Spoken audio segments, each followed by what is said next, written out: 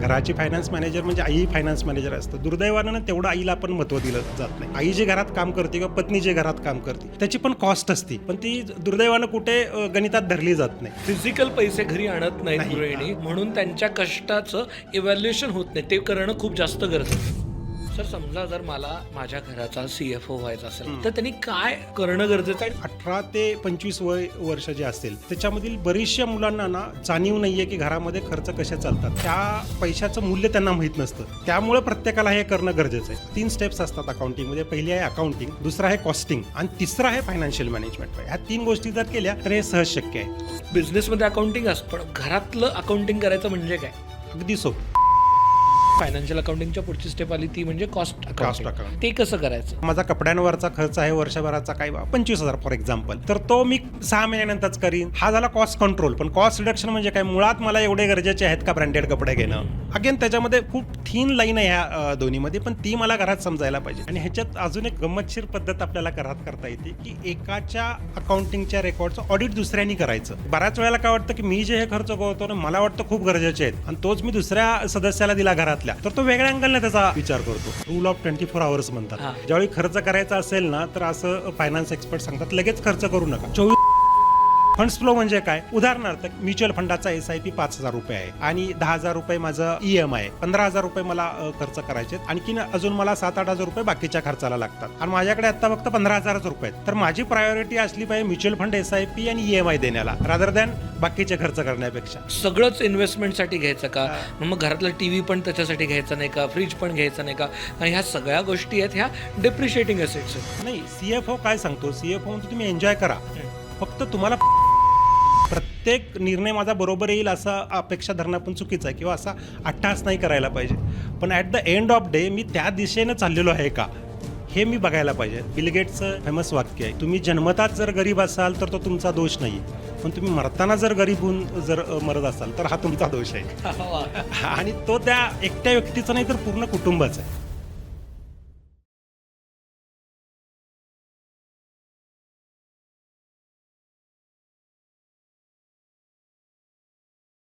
हाय, hello, नमस्कार. तुमच्या सगळ्यांचं मनापासून खूप खूप स्वागत आहे धनदौलतच्या या खास एपिसोडमध्ये. आपण बऱ्याचदा कुटुंबातल्या जबाबदाऱ्या ह्या वाटून घेतो वेगवेगळ्या पद्धतीने. त्याच्यावरती रिस्पॉन्सिबिलिटीज असतात. आईची रिस्पॉन्सिबिलिटी वेगळी असते, वडिलांची रिस्पॉन्सिबिलिटी वेगळी असते, मुलांची रिस्पॉन्सिबिलिटी असते कधी कधी. पण बऱ्याचदा आपण घराकडे थोडंसं भावनिकदृष्ट्या बघतो, फॅमिलीकडे भावनिकदृष्ट्या बघतो. त्यातला जो फायनान्स हा मुद्दा आहे त्याच्याकडे पण आपण बऱ्याचदा भावनिकदृष्ट्या बघतो. पण आपण जेव्हा कॉर्पोरेटमध्ये जातो, आपण बिझनेसेसमध्ये बघतो, तेव्हा त्याला एक प्रोफेशनल व्यक्ती असते. CA असतो, CFO असतो, अकाउंटंट असतात, कॉस्ट मॅनेजर्स असतात आणि ते सगळे एकत्र मिळून त्या बिझनेसला, फायनान्सला व्यवस्थितरित्या बघत असतात. काय चांगलं चाललं आहे, काय वाईट चाललं आहे, ह्या सगळ्या गोष्टी बघत असतात. पण घरात आपण माझे पैसे, माझी जबाबदारी असं नाही बघत. आपण बऱ्याचदा त्याच्याकडे चालतं आहे, चालली आहे गाडी ऑटोमॅटिक म्हणून सोडून देतो. पण खरं तर घरातल्या फायनान्सलासुद्धा, पर्सनल फायनान्सलासुद्धा कॉर्पोरेट पर्स्पेक्टिव्हनी, प्रोफेशनल पर्स्पेक्टिव्हनी कसं बघता येईल, माझ्या पैशाची मी स्वतः कशी जबाबदारी घेऊ शकेन, ह्यासाठी आजचा खरं तर हा पैशाचा मास्टर क्लास आहे. आणि ह्याचसाठी आपल्यासोबत आहेत डॉक्टर वीरेंद्र ताटके. सर, तुमचं खूप खूप स्वागत आहे. अर्थात तुम्ही सरांसोबतचा आधीचा एपिसोड बघितला असेल. आय होप नसेल बघितलं तर आत्ता जाऊन बघा. इमर्जन्सी फंडवरती खूप डिटेल्ड एक सुंदर एपिसोड आपण केलेला आहे. आणि आजच्या एपिसोडमध्ये आपण पैशाचा मास्टर क्लासबद्दल बोलणार आहोत. आणि सर खरं तर प्रोफेसर आहेत इकॉनॉमिक्सचे, हजारो स्टुडंटसोबत काम करत आहेत गेली कित्येक वर्ष. त्यामुळे त्यांना प्रत्येक फॅमिलीमध्ये काय घडतं याचं एक बॅकग्राऊंड आहे. ह्याच बेसिसवरती ते आपल्याला हेल्प करणार आहेत की फॅमिली फायनान्स कशा पद्धतीने हँडल करायचा. CFO असतो, एखादं समजा डिपार्टमेंट नीट काम करत नाही, कॉस्टिंग वाढलं तर तो हां ठीक आहे बघू नंतर असं नाही करत. तो लगेच कसं कॉस्ट वाढली, का कमी झालं, वेळेत तुमचा आउटपुट का नाही आला, हे सगळं. म्हणजे आपण ऑफिसमध्ये समजा लेट गेलो 3 दिवस तर लगेच लेट रिमार्क घेऊन कॉल येतो आपल्याला. अगदी तसंच अकाउंटिंगमध्ये एक कन्सेप्ट आहे. अकाउंटिंगमध्ये ना म्हणजे बेसिक अकाउंटिंग ज्यावेळी आपण शिकतो त्याच्यामध्ये पहिली कन्सेप्ट आहे की business separate, entity of separate business. प्रत्येक बिझनेस हा सेपरेट आहे आणि बिझनेसमध्ये सुद्धा प्रत्येक सेगमेंट हा सेपरेट आहे. त्यामुळे प्रत्येकाचं इव्हॅल्युएशन सेपरेट व्हायला पाहिजे. आपण इमोशनली निर्णय घ्यायला गेलो की कसं होतं, नाही पूर्ण बिझनेस तर प्रॉफिटमध्ये आहे ना, एखादा निगेटिव्ह असला तर काय चालतंय. हीच कन्सेप्ट आपण घरामध्ये सुद्धा लागू करू शकतो. अकाउंटिंगच्या ह्या वेगवेगळ्या कन्सेप्ट आहेत, त्या आपण घरामध्ये अगदी पूर्णपणे आपल्याला करता येणार नाहीत, पण प्रत्येकाच्या डोक्यामध्ये आल्या की सेपरेट एंटिटी कन्सेप्ट असेल. अजून एक कन्सेप्ट आहे की गोईंग कन्सर्न कन्सेप्ट. म्हणजे काय की हा बिझनेस हा कायमस्वरूपी चालणार आहे, त्यामुळे कदाचित चुका होतील. प्रत्येक निर्णय माझा बरोबर येईल असा अपेक्षा धरणं पण चुकीचं आहे, किंवा असा अट्टहास नाही करायला पाहिजे.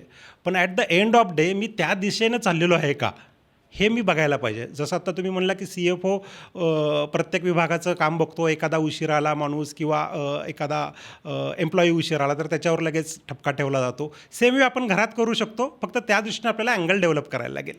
बरोबर. सिम्पल आहे की एखाद्या डिपार्टमेंटचं जर प्रॉफिट कमी होतोय किंवा कॉस्ट खूप वाढते आणि त्याच्यामुळं ओव्हरहेड्स वाढत आहेत तर लगेच रेड अलर्ट लागतो आणि मीटिंग बसते. तसं आपल्या घरात पण बाबा एखाद्या गोष्टीवरती गॅस या महिन्यात का जास्त गेला, या महिन्यात लाईटचं बिल का आलं, हे आई बघते. तसं ॲक्च्युली सगळ्याच गोष्टीत बघितलं पाहिजे. अगदी तुम्ही मगाशी जी सुरुवात केली ना, फायनान्स मॅनेजर, घराची फायनान्स मॅनेजर म्हणजे आई फायनान्स मॅनेजर असतं. दुर्दैवानं ना तेवढं आईला आपण महत्त्व दिलं जात नाही. इकॉनॉमिक्समध्ये किंवा कॉस्टिंगमध्ये एक कन्सेप्ट आहे की ज्याला आपण नोशनल कॉस्ट म्हणतो. नोशनल कॉस्ट याचा अर्थ असा की ते पैसे आपण खरे खर्च करत नसतो, परंतु त्याचे आपण मूल्य मोजत असतो. तसंच आई जे घरात काम करते किंवा पत्नी जे घरात काम करते त्याची पण कॉस्ट असते, पण ती दुर्दैवानं कुठे गणितात धरली जात नाही. ती जर आपण धरली, अकाउंटिंग घराचं करायचं म्हणलं आणि आईच्या कष्टाचे जर आपण खर्च जर जमेत धरले तर आपल्याला खरं कळेल की अरे आई पण किती घरासाठी महत्त्वाची आहे. म्हणजे गृहिणींचं आपण जस्ट फिजिकल पैसे घरी आणत नाहीत गृहिणी, म्हणून त्यांच्या कष्टाचं इव्हॅल्युएशन होत नाही. ते करणं खूप जास्त गरजेचं आहे. आता हे बिझनेसमध्ये करतात. नोशनल कॉस्ट असते किंवा ऑपॉर्च्युनिटी कॉस्ट असते. ऑपॉर्च्युनिटी कॉस्ट म्हणजे काय, मला 2 ऑप्शन आहेत, एक्स किंवा वाय करायची. मी एक्स जर काम केलं तर why I am losing out of that, म्हणजे मी वायला मुकत आहे. वाय जर घेत असेल तर एक्सला मी मुकत आहे. सेम वेळ ज्यावेळी आई घरात काम करत असते त्यावेळी ती नोकरी करत नाही, म्हणजे घरच्या कामासाठी ती नोकरी करत नाही आहे. पण ह्याचा अर्थ असा नाही आहे की तिच्या सर्व्हिसेस फ्री आहेत, तर तिलाही किंमत आहे. ही जी नोशनल कॉस्टची इकॉनॉमिक्समध्ये कन्सेप्ट आहे ती आपण सेम टू सेम घरामध्ये वापरू शकतो. सर समजा जर मला माझ्या घराचा CFO व्हायचा असेल, कोणाला चीफ फायनान्शियल ऑफिसर व्हायचं असेल, तर त्यांनी काय करणं गरजेचं आहे आणि मुळात हे का करणं गरजेचं आहे? दोन्ही प्रश्नाची उत्तर देतो. पहिलं म्हणजे का करणं गरजेचं आहे की आपण इमोशनली खूप बघत असतो, थोडंसं प्रॅक्टिकली आपल्याला बघायला पाहिजे. घरातील प्रत्येक सदस्याला त्याची माहिती कळली पाहिजे, विशेषतः तरुणांना कळली पाहिजे. म्हणजे मध्ये एक मी सर्वे वाचला होता, त्याच्यामध्ये असं होतं की 18 ते 25 वर्ष जे असेल त्याच्यामधील बरीचशा मुलांना ना जाणीव नाही आहे की घरामध्ये खर्च कसे चालतात, घरामध्ये पैसे कसे येतात, आणि त्यामुळं त्या पैशाचं मूल्य त्यांना माहीत नसतं. त्यामुळे खर्च करताना त्याची जाणीव होत नाही आपण की वडिलांनी आईने कमवलेले जे पैसे आहेत ते आपण खर्च करतो, त्याच्यावर आपण परतावा मिळवला पाहिजे, ह्याची जाणीवच नसते. त्यामुळं प्रत्येकाला हे करणं गरजेचं आहे. आता तुमचा दुसरा जो प्रश्न आहे कसं करायचं, तर त्यासाठी बऱ्याच वेळेला काय केलं जातं की गुंतवणूक सल्लागार असतील किंवा एक्सपर्ट लोक असतील, ते डायरेक्ट ह्या तिसऱ्या स्टेपवर बोलतात. 3 स्टेप्स असतात अकाउंटिंगमध्ये. पहिली आहे अकाउंटिंग, फायनान्शियल अकाउंटिंग म्हणतात. दुसरं आहे कॉस्टिंग आणि तिसरं आहे फायनान्शियल मॅनेजमेंट. दुर्दैवानं पहिल्या 2 स्टेपवर बोललंच जात नाही. ह्या 2 स्टेप बिझनेसमध्ये केल्या जातात, परंतु घरगुती ज्यावेळी आपण अकाउंटिंग फायनान्शियल मॅनेजमेंट बघतो त्यावेळी या पहिल्या 2 गोष्टी बघितल्या जात नाही, अकाउंटिंग केलंच जात नाही. तर आपण ह्या 3 गोष्टी क्रमाक्रमानं केल्या. पहिलं अकाउंटिंग मी करायला पाहिजे, मग कॉस्टिंग करायला पाहिजे आणि मग फायनान्शियल मॅनेजमेंट करायला पाहिजे. ह्या 3 गोष्टी जर केल्या तर हे सहज शक्य आहे. ओके, अकाउंटिंग करायचं म्हणजे काय? कारण का आपण बिझनेसमध्ये अकाउंटिंग असतं, पण घरातलं अकाउंटिंग करायचं म्हणजे काय? प्रत्येक खर्चाचा हिशोब ठेवणे, अगदी सोपं. प्रत्येक खर्चाचा हिशोब ठेवणे. घरातील जो माणूस खर्च करतो आहे, आता ऑनलाईन बहुतेक सगळे ट्रान्झॅक्शन असतात, त्यामुळं खर्चाचे डिटेल्स मिळणं फार अवघड नाही आहे. नाहीतर साधी वही ठेवा. पूर्वीचे लोक करायचे बघा की वहीमध्ये प्रत्येक खर्च लिहून ठेवायचे. अगदी 1 रुपया 10 रुपये गेले तरी ते खर्च करून ठेवायचे. आता काही लोकांना असं वाटतं मग इतकं मी प्रॅक्टिकल व्हायचं का? प्रॅक्टिकल होणे हा भाग नाही आहे याच्यामध्ये. माझ्या खर्चांची नोंद जोपर्यंत मी ठेवत नाही तोपर्यंत मला कळणारच नाही आहे किती खर्च होतो आहे. किंवा अजून एक माझ्या मित्रानं खूप चांगली संकल्पना याच्यामध्ये राबवली होती की टॅली पॅकेज म्हणून जे आहे त्याच्यामध्ये फ्री ट्रायल मिळतात. तर त्या टॅली पॅकेजमध्ये तुम्ही तुमच्या घराच्या सगळ्या अकाउंटिंगच्या एंट्री करू शकता 1-2 दिवसामध्ये.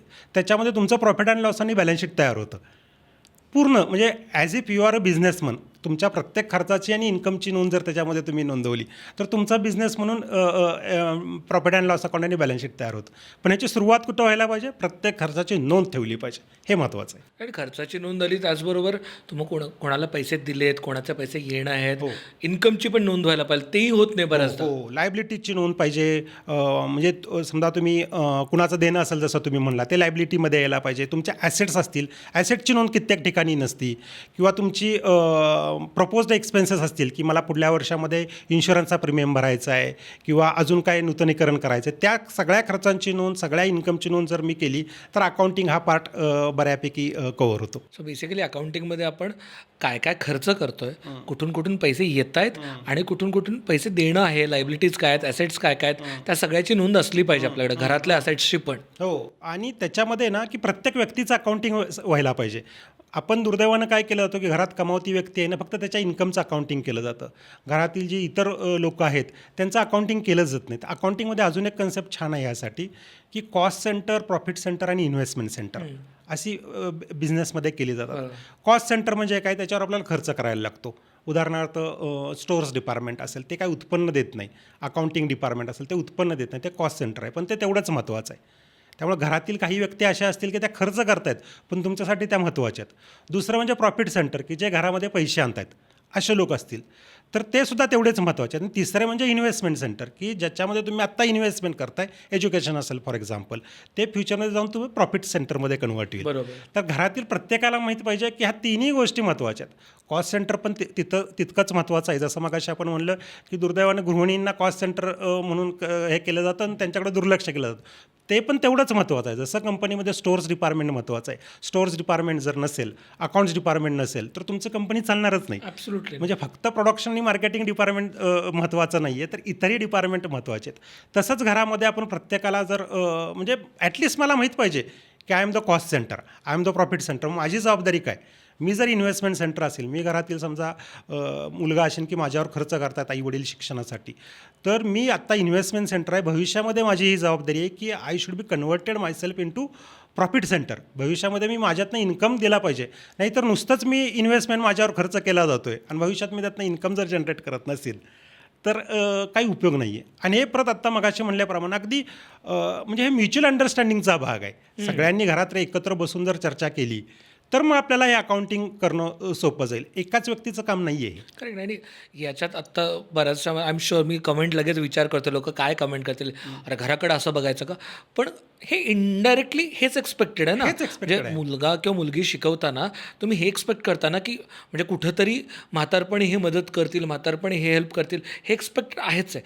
तर याचा अर्थ ती क्लिअर एक्सपेक्टेशन असणं आणि त्याच्यानुसार फायनान्शियल प्लॅनिंग करणं पण गरजेचं आहे. आमचे एक फायनान्शियल सर सांगायचे, पूर्वीचा काळ आहे, मी ज्यावेळी विद्यार्थी दशेत होतो त्यावेळी ते सांगायचे, तुझ्या घरामध्ये कढीपाट वगैरे असेल, पूर्वी जे कढीपाटाची गरज आहे त्या कढीपाटावर लिहून घरी गेल्यावर you are responsible for yourself. तुला जबाबदार आहेस. त्यामुळे तुझ्या पैशाची जर काय नीट गुंतवणूक नाही झाली किंवा जर तू लॉसमध्ये गेला, तूच जबाबदार आहे. त्यामुळे कुटुंब हे स्वतः जबाबदार असतं. म्हणजे बिल गेट्सचं ह्यासाठी एक खूप फेमस वाक्य आहे की तुम्ही जन्मताच जर गरीब असाल तर तो तुमचा दोष नाही आहे, पण तुम्ही मरताना जर गरीब होऊन जर मरत असाल तर हा तुमचा दोष आहे.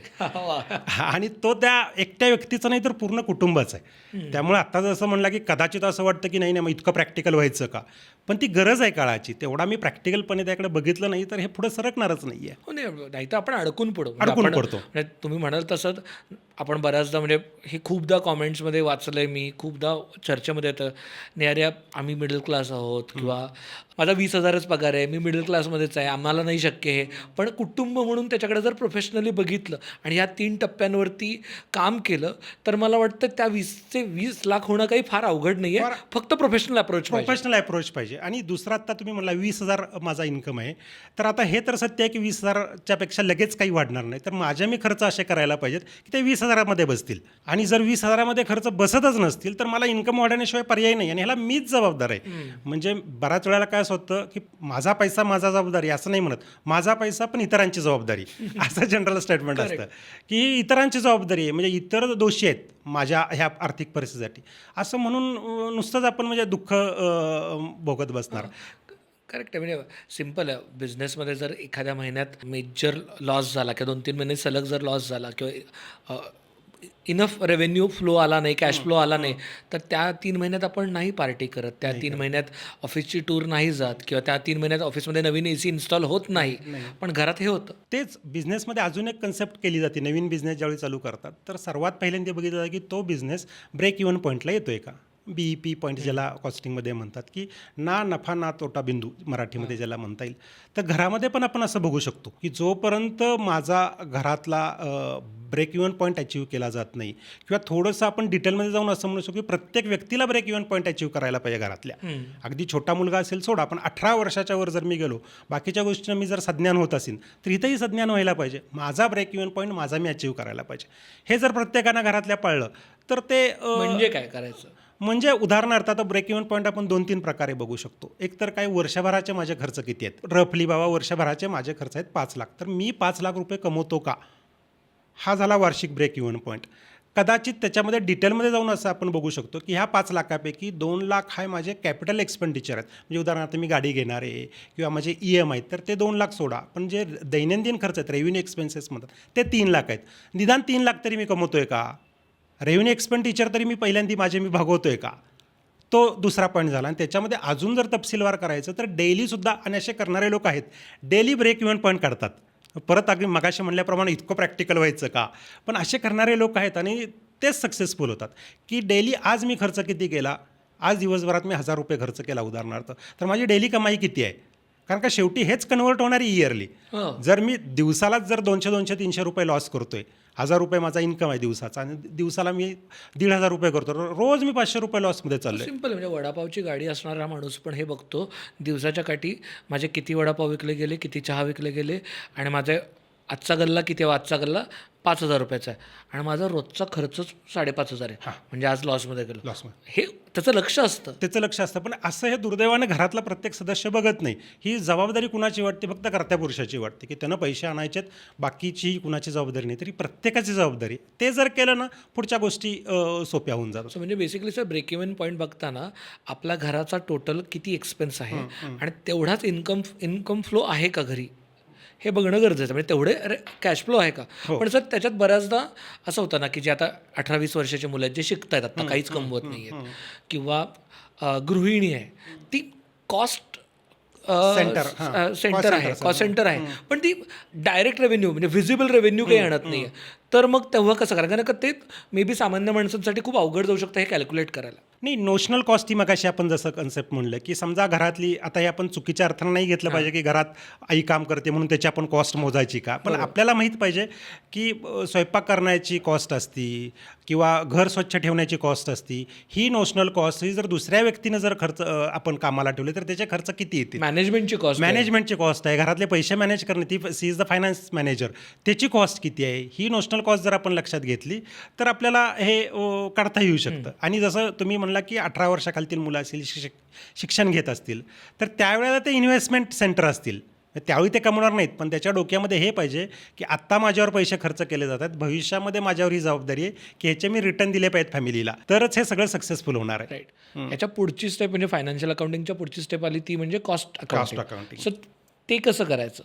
एकदा माझे खर्च कळले की किती होत आहेत, जसं आपण आत्ता म्हणलं प्रॉफिट अँड लॉस मांडलं, मी माझं बॅलन्स शीट मांडलं किंवा निदान माझे खर्च तरी सगळे लिहिले, ह्याच्यानंतर पुढचा पार्ट येतो की मी हे खर्च नियंत्रणात कसे ठेवणार किंवा कमी कसे करणार. तर ह्यात 2 कन्सेप्ट आहेत. एक म्हणतात कॉस्ट कंट्रोल आणि कॉस्ट रिडक्शन. खूप मोठ्या प्रमाणात इंडस्ट्रीमध्ये वापरले जातात. त्यासाठी कॉस्ट ऑडिट होतं, कॉस्ट अकाउंटंट असतात, कॉस्टिंग डिपार्टमेंट असतं. तर हे आपण नेहमीच्या जीवनामध्ये पण आपण अवलंबू शकतो. अगदी 1-2 छोटी उदाहरणं देतो. उदाहरणार्थ मी एक महागडी कार घेतलेली आहे, 15 लाखाची कार घेतलेली आहे, आणि त्याच्यानंतर मी ठरवलं की आता मी माझ्या कारचा खूप कमी वापर करणार आणि पेट्रोल खूप कमी खर्च करणार. तर जो पेट्रोलचा खर्च कमी करणार ते म्हणतोय तो झाला कॉस्ट कंट्रोल झाला. पण मुळात मी कार घेतानाच जर कमी पैशाची घेतली जी अफोर्डेबल आहे, दॅट इज कॉस्ट रिडक्शन. हे कॉस्ट कंट्रोल हे फक्त एका ठराविक मर्यादेपर्यंत उपयोगी पडतं. बऱ्याच वेळेला कॉस्ट कंट्रोलकडे लक्ष दिलं जातं, पण कॉस्ट रिडक्शन जे आहे मोठा तुम्हाला फायदा मिळवून देऊ शकतो. की किराणा मालाचा माझा दर महिन्याचा खर्च आहे 7000, मी ब्रँडेड सगळे वस्तू खरेदी करतो, किंवा माझा कपड्यांवरचा खर्च आहे वर्षभराचा काही 25000 फॉर एक्झाम्पल, तर तो मी 6 महिन्यानंतरच करीन, 7 महिन्यानंतरच करीन, वर्षानं करीन. हा झाला कॉस्ट कंट्रोल. पण कॉस्ट रिडक्शन म्हणजे काय, मुळात मला एवढे गरजेचे आहेत का ब्रँडेड कपडे घेणं. तर ह्या 2 प्रकार अगेन त्याच्यामध्ये खूप थिन लाईन आहे ह्या दोन्हीमध्ये, पण ती मला घरात समजायला पाहिजे.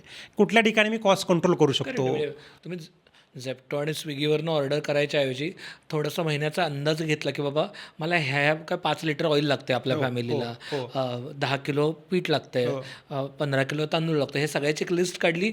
महिन्याच्या सुरुवातीला डीमार्टमध्ये जाऊन एकत्र घेतलं तर बल्कमध्ये तुमच्या काही 20% 30% वाचू शकतात. आणि हे प्रत्येकानं करायला पाहिजे. आणि हा सततचा ॲनालिसिस आहे. असं नाही आहे की एकदा केल्यानंतर मग आयुष्यभरासाठी झालं किंवा वर्षभरासाठी झालं. सतत तुमच्या डोक्यामध्ये हा कुठेतरी बॅक ऑफ माइंड हा विषय असला पाहिजे. आणि हे एकट्याने करून नाही चालणार, घरातल्या प्रत्येकानं करायला पाहिजे. ॲब्सोल्युटली. म्हणजे मला आय गेस कुठली ॲड होती मला आठवत नाही, बहुतेक हॅवल्सची ॲड होती का कोणाची तरी, की घरात गिझर चालू असतो आणि प्रत्येकजण गिझर चालू ठेवून बाहेर पडत असतो. आई येते का वडील येते आणि फक्त गिझर बंद करत असते, कारण का तेवढ्या 5 मिनिटांनी कॉस्ट वाचणार आहे अशा टाईपमध्ये. जेन्युनली फॅन योग्य ठिकाणी वेळेत बंद करणं, घरातले LED लावणं, ह्यांनी पण लाईट बिल कमी होऊ शकतं. आणि आमचे एक सर ह्या बाबतीत खूप चांगलं उदाहरण देतात. ते म्हणे की तुझ्या घरामध्ये फरशी ओली होती, कुठला तरी नळ चालू आहे आणि तू काय करतोय की ती फरशीसारखं ते पडकं घेतोय, पाणी बाहेर स्वच्छ करतोय, परत ती फरशी ओली होती. खरं तू काय करायला पाहिजे, नळ बंद करायला पाहिजे. कॉस्ट रिडक्शन म्हणजे नळ बंद करणं. तो तिथंच मी जर थांबवला तर आपोआप पुढचं सगळं सुकेल.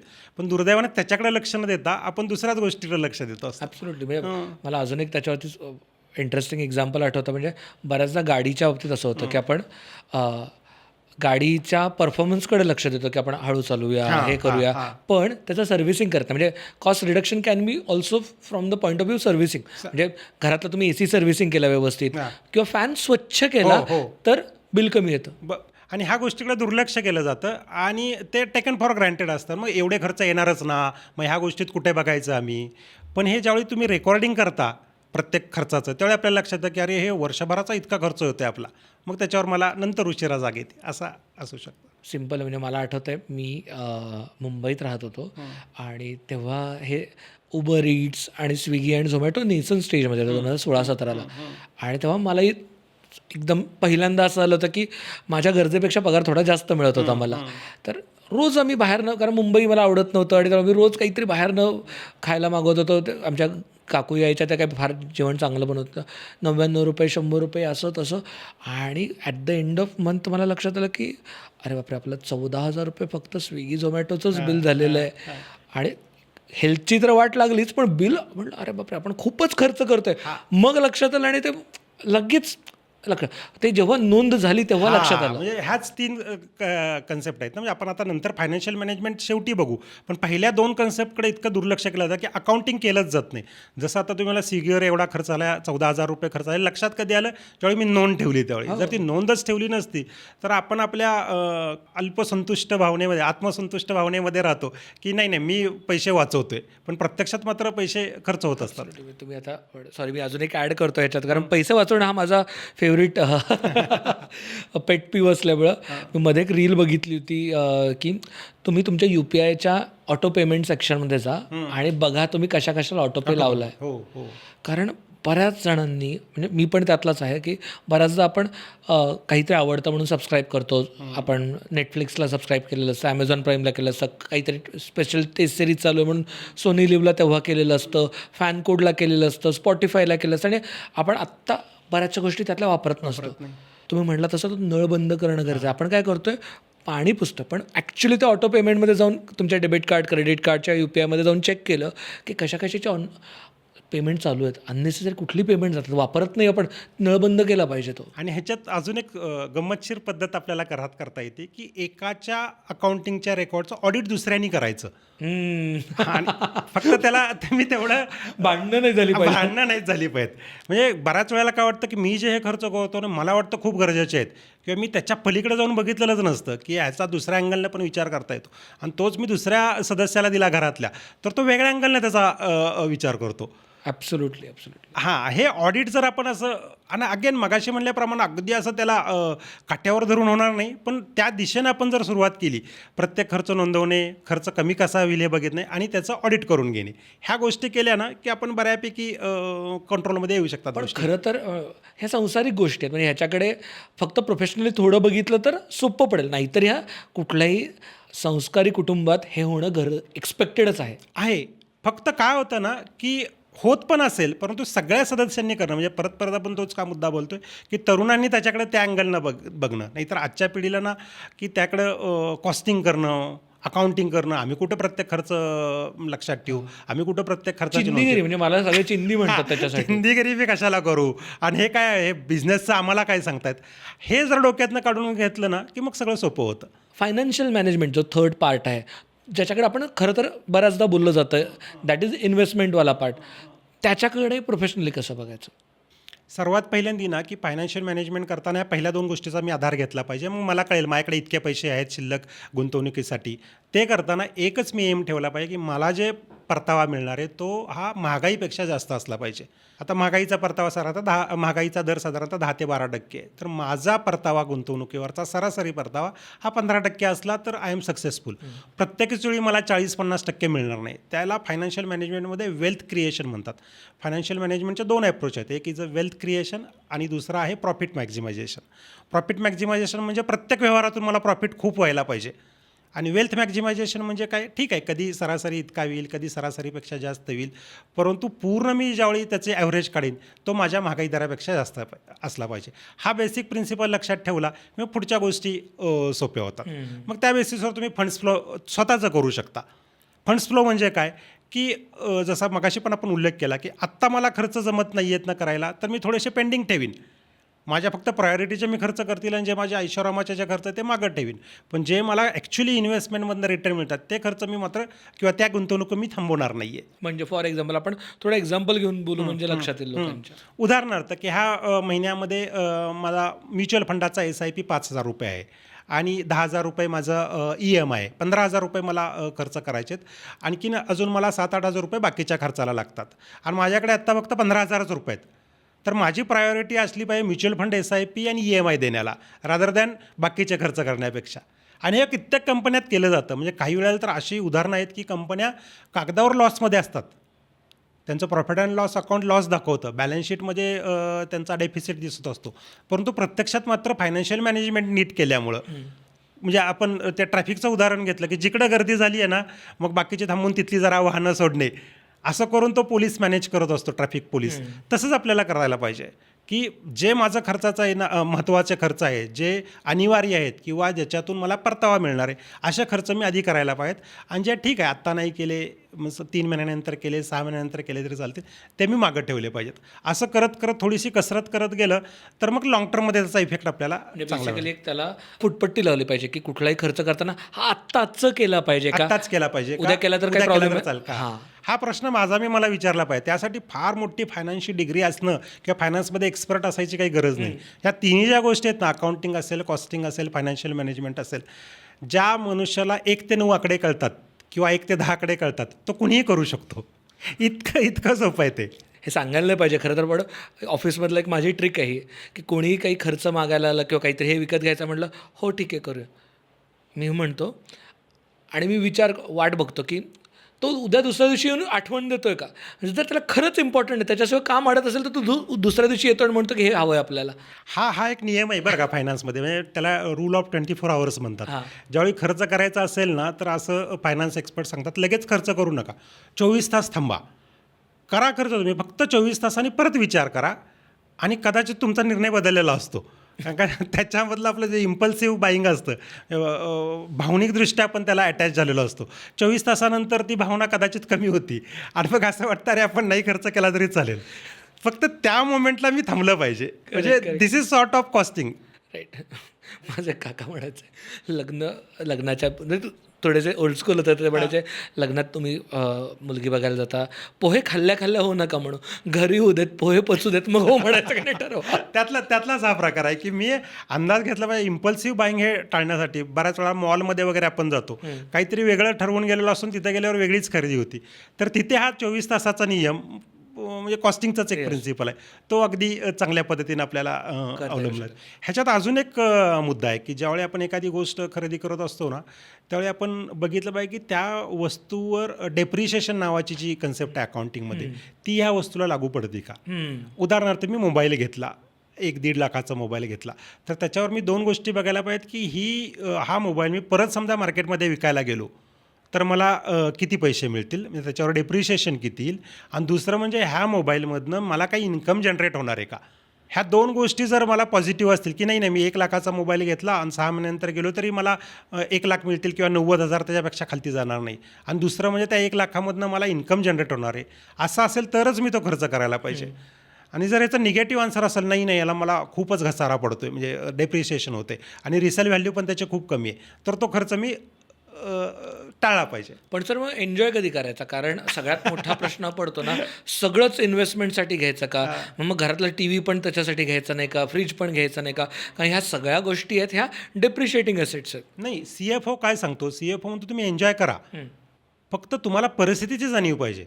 कुठल्याही कंपनीचा CFO असतो ना, तो कधीच कुठली ॲक्टिव्हिटी थांबवत नाही, तो फक्त आरसा दाखवत असतो, तू इथे उभा आहेस, तो बॅलन्स शीट दाखवतो. बऱ्याच वेळेला तो निर्णय घेत नाही एक्सपान्शन करायचं, कुठलं प्रॉडक्ट चालू करायचं, कुठलं प्रॉडक्ट बंद करायचं, कुठलं युनिट चालू ठेवायचं, तो निर्णय घेत नाही, फक्त तो मॅनेजमेंटला दाखवत असतो हे असं असं आहे.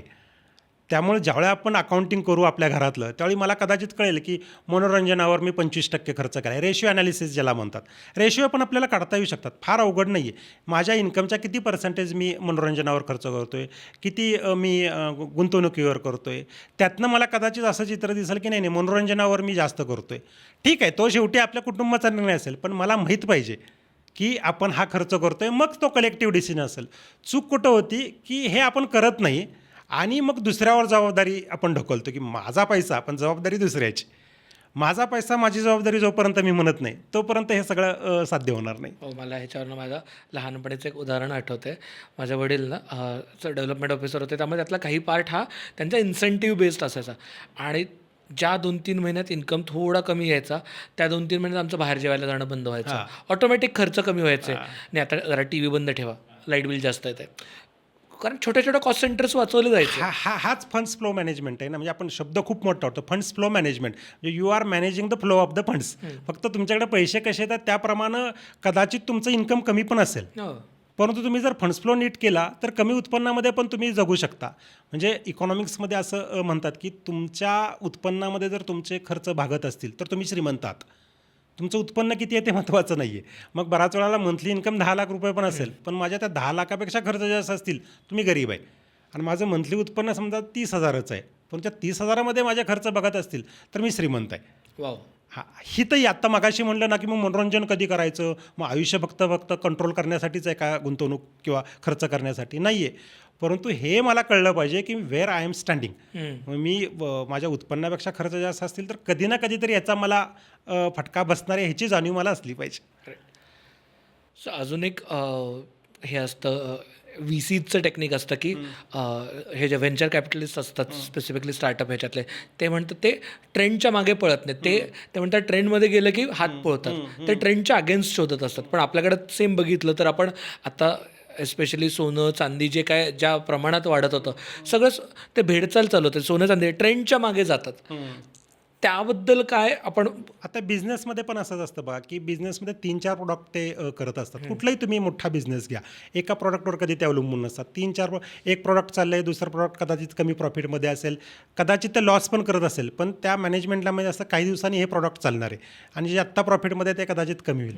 हे ॲसेट अलोकेशन ज्याला आपण म्हणतो, तेच आपण आपल्या व्यवहारामध्ये पण करू शकतो की आत्ताच सोनं चांदी पळते म्हणून त्याच्या सोन्या चांदीच्या मागे लागण्यापेक्षा माझ्या गुंतवणुकीपैकी 25% मी सोन्यामध्ये टाकीनच, आणि ते मी आधीच करत असेन तर मग ज्यावेळी रेट वाढतील त्यावेळी गुंतवणूक करायच्या ऐवजी मी आधीपासूनच केलं असेल. म्हणजे एका ट्रेंडच्या मागं न पळता मी एक ठराविक ढाचा ठरवून घेतला, त्याच्याप्रमाणे मी वर्षानुवर्ष चालत राहीन. बरोबर. पण त्याचबरोबर एक हे पण बघतो आपण, कंपनीज स्पेशली CFO जेव्हा इयरली किंवा क्वार्टरली मीटिंग होते तेव्हा ते बघतात की हे एक प्रोडक्ट आहे, ह्याच्यावरती आपलं मार्केटिंग कॉस्ट खूप जाते आहे, प्रोडक्शन कॉस्ट खूप जाते आहे, सेल नाही आहे, डेड असेट चालली आहे, तर त्याला आपण रेड क्वाड्रंटमध्ये टाकतो. आणि एक असतो जो कॅश काऊ क्वाड्रंटमध्ये असतो. सो तर बऱ्याचदा ते प्रोडक्ट डिस्कंटिन्यू करतात किंवा डेड असेट म्हणतात की बाबा हे लॅगार्ड आहे, हे आपल्याला मागे ओढतं आहे, हे पायातलं लोडणं आहे, हे कंपनीचं प्रॉफिट खातं आहे, ते प्रोडक्ट डिस्कंटिन्यू करतात. सो तसं आपण काही केलं पाहिजे. आता इथं थोडंसं ना म्हणजे काही म्हणता येईल, थोडंसं कठोर व्हायला लागेल घराच्या बाबतीत असा जर निर्णय घ्यायचा म्हणला. पण घरामध्ये असा एखादा सदस्य असू शकतो की तो कंटिन्युअसली ब्रेक इव्हन पॉईंटच्या खालती काम करतो किंवा for a longer period of time तो कॉस्ट सेंटरच आहे, कधीच तो प्रॉफिट सेंटरमध्ये कन्वर्ट झालेला नाही. त्याला जाणीव करून दिली पाहिजे घरातल्यांनी, किंवा त्याला स्वतः जाणीव व्हायला पाहिजे की मी कॉस्ट सेंटर आहे आणि माझी जबाबदारी आहे की मी कॉस्ट सेंटरमधनं प्रॉफिट सेंटरला गेलो पाहिजे. नाहीतर मी थोडंसं जड आहे बोलायला, पण मी ह्याच्यातनं बाहेर पडू शकतो. जसं बिझनेसमध्ये एखादं युनिट बंद केलं जातं, एखादं प्रॉडक्ट बंद केलं जातं, कारण का तो पूर्ण बिझनेसला ॲफेक्ट करत असतो. तसं घरात होऊ शकतं की एखादी व्यक्ती नुसताच खर्च करते. थोडंसं हे निर्णय घ्यायला अवघड आहे, पण त्याला जाणीव करून मगाचपासून आपण जे म्हणतो की जाणीव होणं महत्त्वाचं आहे याच्यातून. म्हणजे हे साधारणतः तरुण मुलांना लागू शकतं. म्हणजे थोडं आपण जर स्पष्ट बोललो की एका सर्वेमध्ये असं सिद्ध झालं होतं की वयवर्ष 18 ते वयवर्ष 25 ह्याच्यामधली बरीचशी मुलं आहेत भारतामधली, ती घरातले जे आईवडील आहेत त्यांच्या कमाईवर जगत आहेत. आणि तरुणाई, आपण म्हणतो भारत हा तरुणांचा देश आहे, पण त्या तरुणाईमधला मोठा हिस्सा हा अनप्रोडक्टिव्ह ॲसेट झालेली आहे. म्हणजे बँकेच्या भाषेत ज्याला नॉन प्रोडक्टिव्ह ॲसेट NPA म्हणतात तशी झालेली आहे की डोईजड झालेली आहे. ते खर्च करतात किंवा ते कुठल्या तरी एखाद्या ट्रेंडच्या मागं लागून खर्च करतात, गुंतवणूक करतात आणि त्यात त्यांना लॉस होतो.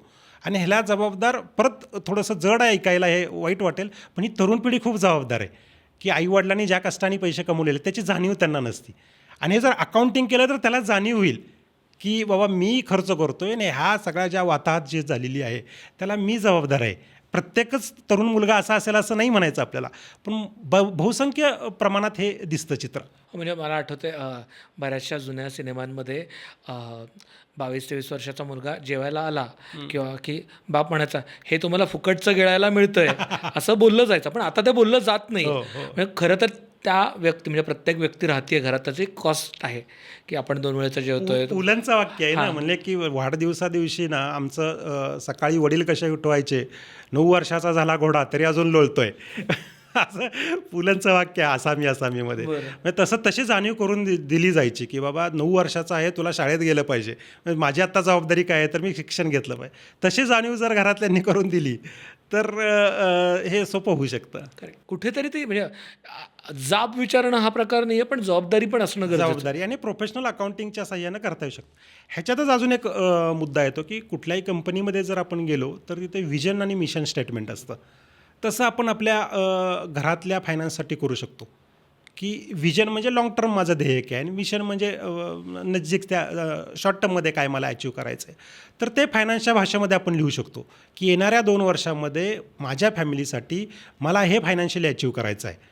आणि त्या दृष्टीनं मला मग ह्या सगळ्या 3 गोष्टी आहेत, अकाउंटिंग असेल, कॉस्टिंग असेल, फायनान्शियल मॅनेजमेंट असेल, हे मी 3 का करतो आहे तर मला हे विजन किंवा मिशन पहिल्यांदा सक्सेसफुल करायचं आहे. मग मी त्या विजनला जाणार आहे.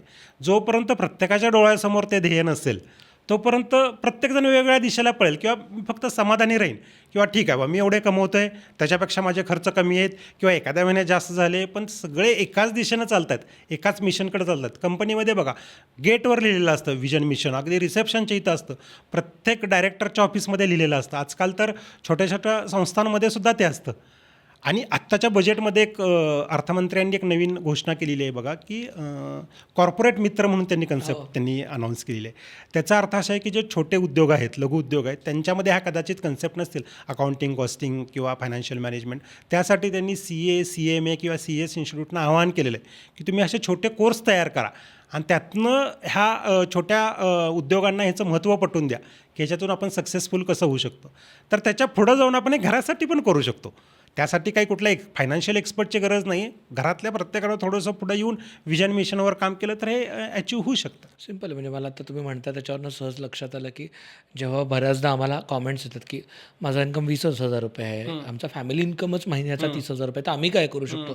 तर ॲक्च्युली अखंड फॅमिलीनी बसून 30,000 रुपयेमध्ये कुठे कुठे खर्च होतो आहे, त्याच्यात लिटरली 5-5, 10-10 रुपये कुठे कॉस्ट सेंटर्स कमी करता येऊ शकतील, कुठले इन्व्हेस्टमेंट सेंटर आपल्याला इन्कम सेंटरमध्ये कन्वर्ट करता येऊ शकतील, ह्याचा जर विचार केला तर ते 30मधले 1,000 रुपये वाचू शकतील, त्या 30,000चा 32,000, 33,000 रुपये इन्कम होऊ शकतो. आणि बऱ्याच वेळेला काय असतं, आता आपण जर 20,000चं उत्पन्न जर उदाहरणासाठी घेतलं की 20,000 आहे आणि खर्च त्यांचे 25,000 म्हणजे 5,000 त्यांचा डेफिसिट आहे. तर ते 5,000 जर सगळे घरातले एकत्र बसले तर ते 5,000 पार्ट टाईम जॉब करून किंवा काहीतरी करून ते जुळवणूक करू शकतात. प्रॉब्लेम कुठं असतो हा पॉईंट आऊट करणे, नक्की मला किती ब्रेक इव्हन पॉईंटला येण्यासाठी खर्च उत्पन्न पाहिजे हे जोपर्यंत मला कळत नाही त्या दिशेने मला जाताच येत नाही. आपण नुसतंच रडत बसतो की नाही आमचं उत्पन्नच कमी आहे, आमच्या खर्चच बघत नाहीत, आमचं उत्पन्नच कमी आहे. हेच आपण सरकारी नक्की किती कमी आहे हा. आणि काय करू शकतो. काय करू शकतो मी, आणि हे सगळ्यांची जबाबदारी आहे घरातल्यांची. हे ना, हे अशा काय म्हणतात, इमोशनली आपण वाहत गेलो ना तर we will never get the solution. पण प्रोफेशनली आपण त्या गोष्टीकडे बघितलं, थोडंसं तटस्थ होऊन बघितलं, जसा CFO बघतो तसं आपण बघितलं ह्या गोष्टीकडं, तर मग ह्या गोष्टी सोप्या होऊ शकतात. सर अजून एक तुम्ही मगाशी बोलताना खूप इंटरेस्टिंग कॉन्सेप्ट सांगितले की तुम्ही तुमचा मित्र आहे तो टॅलीमध्ये सगळं करून तो स्वतःची बॅलन्स शीट करायचा. कंपनीज मोस्टली आपण बघतो की बॅलन्स शीट करतात.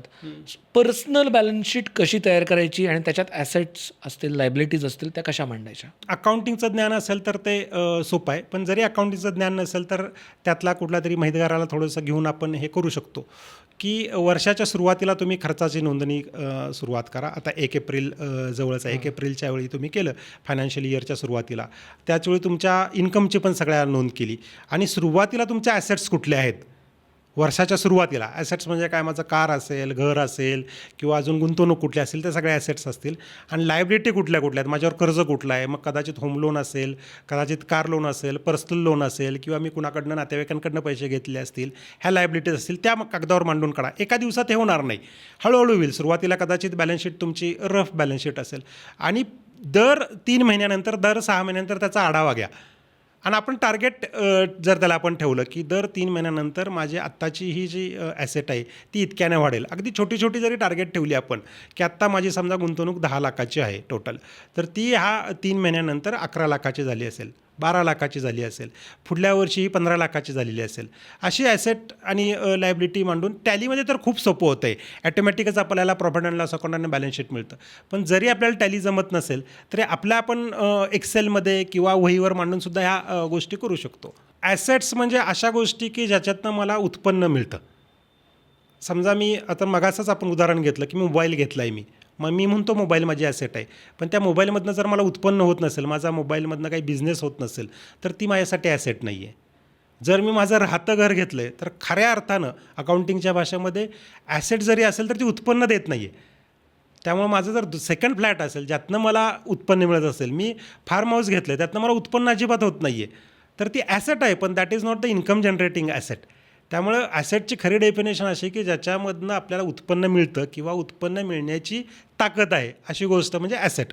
आणि लायबिलिटी म्हणजे जर अशी गोष्ट की ज्याच्यावर मी वेळेत जर तो परतावा दिला नाही तर त्याच्यावर व्याज चढून ती लायबिलिटी वाढत जाईल. म्हणजे माझ्यावर कर्ज आहे, मी ते वेळेत दिलं नाही तर त्याच्यावर व्याज चक्रवाढ पद्धतीने व्याज वाढत राहणार आणि ती अमाऊंट वाढणार. मी माझ्या मित्राकडनं, नातेवाईकांकडनं पैसे उधार घेतलेले आहेत, कदाचित त्याच्यावर मला व्याज द्यायला लागणार नाही, परंतु जर व्याज द्यायला लागलं असतं तर ती अमाऊंट वाढली असती. बरोबर. त्यामुळे ह्या 2 गोष्टी मी लायबिलिटी आणि ॲसेट उघडे डोळे ठेवून बायफर्केट करायला पाहिजेत. आता आपण ही सगळं ऑलमोस्ट थिअरीचं एक अंडरस्टँडिंग केलं. काही यातनं प्रॅक्टिकल टिप्स असू शकतील का हे फायनान्शियल मॅनेजमेंट सुधारण्यासाठीच्या? घरामधल्या प्रत्येक सदस्यासाठी आपण हे करू शकतो. म्हणजे अगदी आपण छोट्या मुलापासून सुरुवात केली तर छोट्या मुलाला आपण सुरुवातीला सांगायला पाहिजे की तुझ्या शिक्षणासाठी एवढा खर्च होतो. त्याला जाणीव करून दिली पाहिजे की बाबा मी इतके फीचे पैसे भरले जातो यासाठी. दुसरा भाग याच्यात आपण असं करू शकतो की त्याला आपण पॉकेट मनी देऊ शकतो महिन्यासाठी, आणि त्याला एक बजेट करून द्यायचं की एवढ्या पैशामध्येच तुझं भागलं पाहिजे हे तू बघ. म्हणजे त्याला ती भावना पण राहणार नाही की मला पैसे मिळतच नाहीत, आणि दुसरी भावना पण त्याच वेळेला येईल की मला पैसे मिळत आहेत पण त्यामध्येच मला भागवायचं आहे. या दोन्ही भावना येईल की म्हणजे मी दुर्लक्षित होतो असंही वाटणार नाही, आणि दुसरं येईल की माझ्यावर जबाबदारी दिलेली आहे. दुसरा अजून याच्यामध्ये चांगली एक संकल्पना आहे की ज्यावेळी तुम्ही कमवायला लागता घरामधला मुलगा वगैरे, तर त्याच्याकडनं पैसे थोडे उसने घ्या. हां, त्याला समजा तो महिन्याला अगदी स्टायपेंड असेल 15-20 हजार, तर त्याला सांगा तू 1 लाख रुपये तुझे 4-5 महिन्याचे मला उसने देतो का, विदाऊट व्याज दे. त्यावेळी त्याला त्याचं महत्त्व कळू शकतं की अरे मी हे 5 महिने कष्ट केलेले पैसे वडील मागतायत किंवा घरातल्या कुठल्या तरी कामासाठी द्यायचे आहेत. मग त्यावेळी त्या पैशाचं मूल्य त्याला कळतं, आणि विदाऊट व्याज म्हणजे मी इतकी वर्ष विदाऊट व्याज पैसे घेतले, त्याचं महत्त्व त्याला कळू शकतं.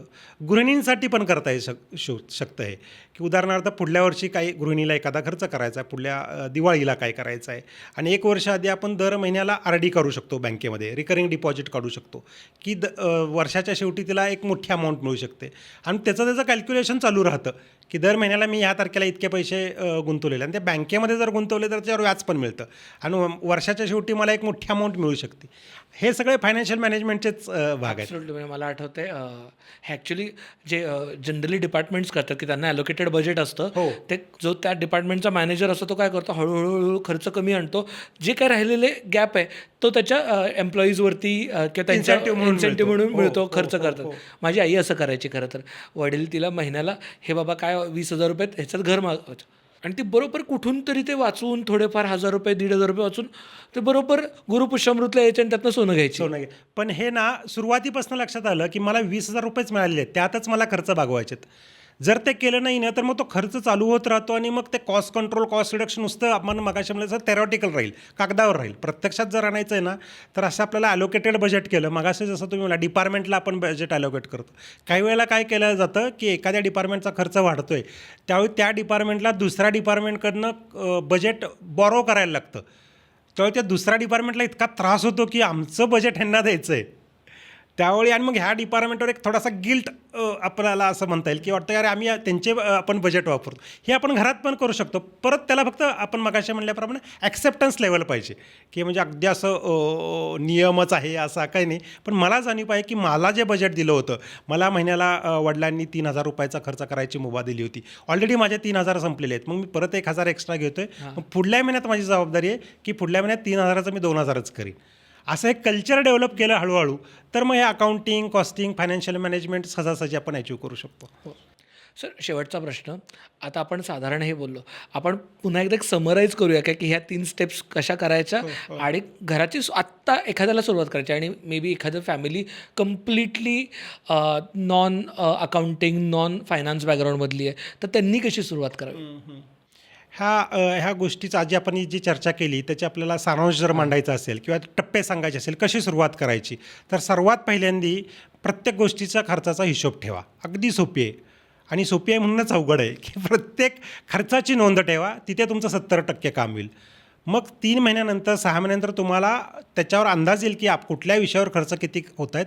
मग बसून कॉस्टिंग करा. म्हणजे पहिली स्टेप आहे फायनान्शियल अकाउंटिंग, तीच खूप महत्त्वाची आहे. त्याच्यानंतर कॉस्ट कंट्रोल किंवा कॉस्ट रिडक्शन की ह्याच्यातले मला खर्च कुठले कमी करता येतील.